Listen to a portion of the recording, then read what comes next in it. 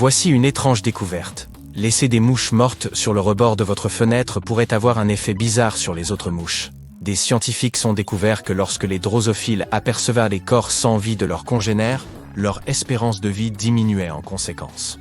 Ces mouches commencent à développer un comportement introverti, perdent de la graisse corporelle et vieillissent plus rapidement. Cela conduit à une mort prématurée.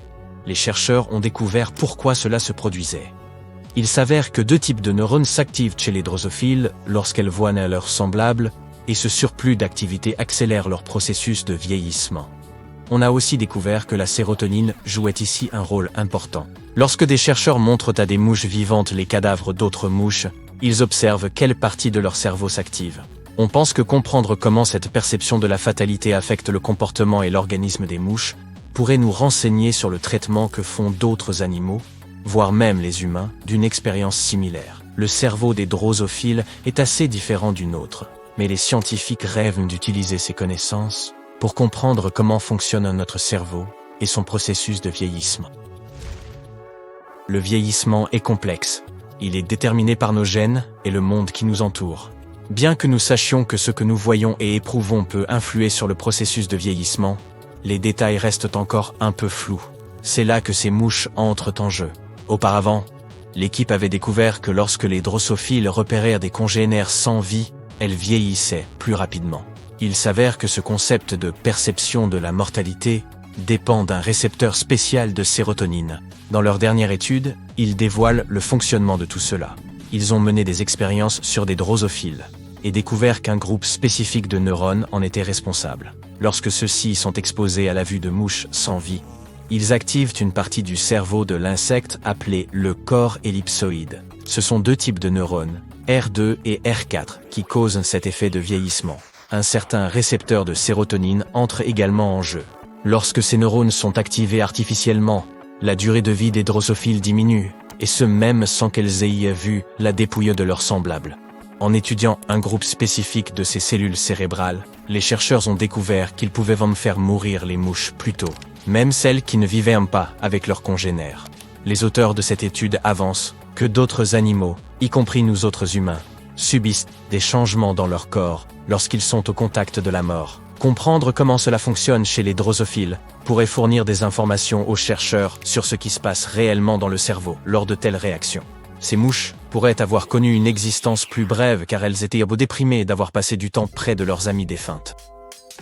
Les colibris peuvent voler en arrière, et ce ne sont pas les seuls oiseaux qui en soient capables. Et pas seulement en arrière, ces petits acrobates peuvent aussi voler à l'envers. Le secret réside dans l'agencement de leurs ailes, une ingénieuse articulation à rotules, également connue sous le nom de coiffe des rotateurs, offre à leurs ailes une large gamme de mouvements. Cette caractéristique unique leur permet de réaliser une motion en forme de 8, idéale pour le vol stationnaire ou pour reculer facilement. Cela étant dit, vous pourriez penser avoir déjà vu d'autres oiseaux réaliser ce vol à reculons, mais c'est souvent juste le vent qui joue des tours à vos yeux.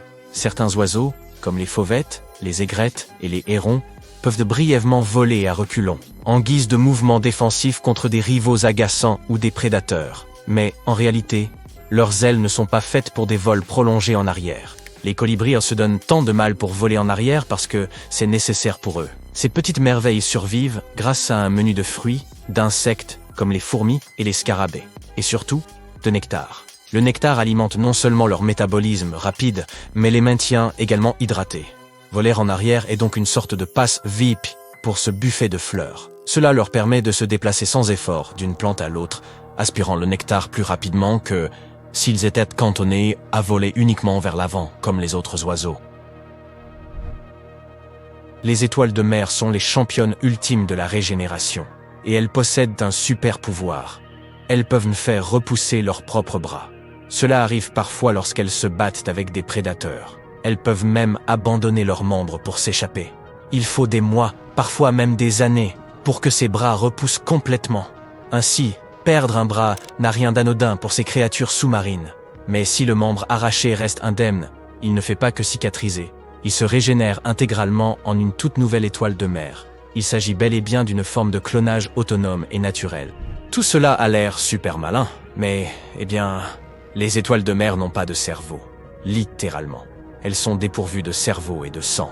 Mais cela ne les empêche pas de se régénérer dans les profondeurs de la mer. En lieu de sang, elles pompent l'eau de mer à travers leur corps, apportant les éléments nécessaires pour que tout fonctionne correctement. Pas besoin d'un système sanguin sophistiqué. Et puisque l'océan est rempli d'eau, elles sont assurées pour le reste de leur vie. Ainsi, même si les étoiles de mer peuvent sembler manquer de jugéotes, elles ont quelques astuces de survie ingénieuses dans leurs manches.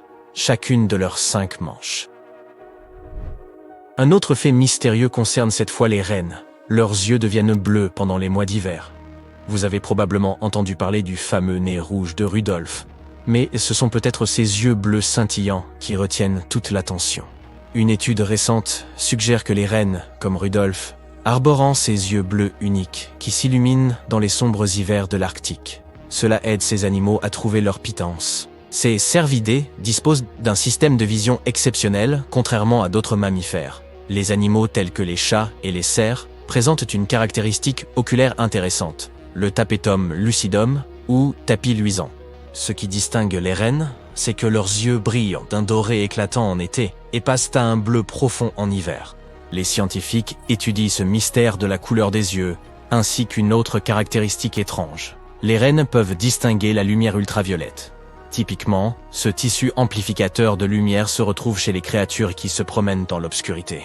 Mais les rennes sont des animaux diurnes. En bout de compte, les chercheurs ont formulé une théorie. L'idée serait que la vision du renne ait évolué pour s'adapter aux hivers sombres, en les aidant à repérer leur nourriture préférée.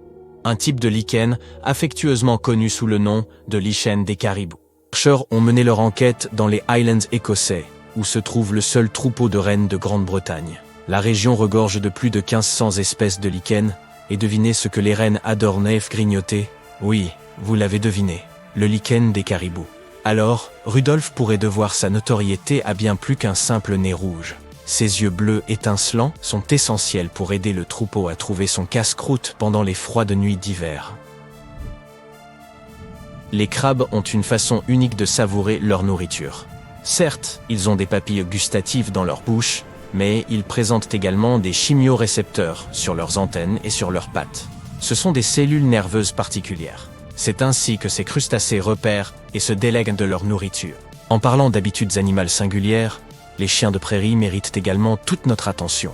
Ils sont très territoriaux, et devinez comment ils s'assurent qu'un congénère fait bien partie de leur groupe social? Ils font une chose appelée un baiser de salutation, où ils se touchent mutuellement les dents. Si l'intrus n'est pas le bienvenu, cela peut déclencher une véritable bagarre de marmottes. Ainsi, on ne peut pas simplement déposer un chien de prairie dans n'importe quel champ avec ses congénères. Ensuite, viennent ces êtres fantastiques qui sont connus sous le nom de narwhals, ou licornes des mers. Elles ont rien de typique. Et pour cause, elles n'ont qu'une seule dent.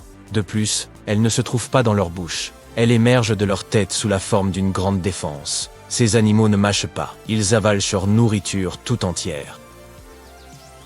Parlons maintenant des hippopotames bonsueurs. Voici un fait qui pourrait vous surprendre. Ces créatures adipeuses aussi ressentent la chaleur tout comme nous.